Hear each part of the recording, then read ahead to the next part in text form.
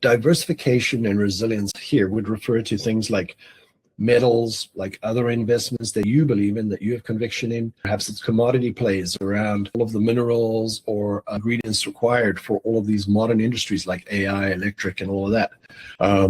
Also, you could look at stocks, ETFs. Now, we do have opportunity because real world asset tokenization is a happening thing. It's an actual narrative and it's going down now. You do actually have the opportunity to invest in a lot of these things like gold and silver and S&P 500. You can even invest in that in Aerodrome today. There's a pool for that, the DSPXA. You can also invest in commodities of different kinds. Those have now been tokenized to some extent.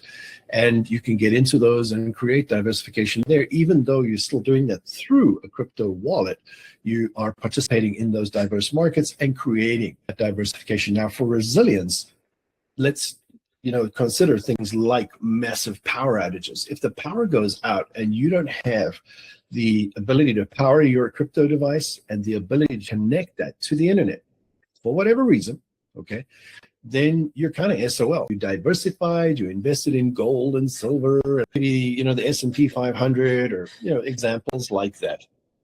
But you did it through crypto interface because it was convenient, then yeah, you've got your diversification, but you don't truly have resilience because you don't have an ability to access those assets in diverse times of need. So in a power outage, you may very well need a bar of silver to get some groceries for you and your family, and that's something that's on my mind. So you got to do that reality check of what percent of your net worth is currently in crypto. Your income depends on crypto.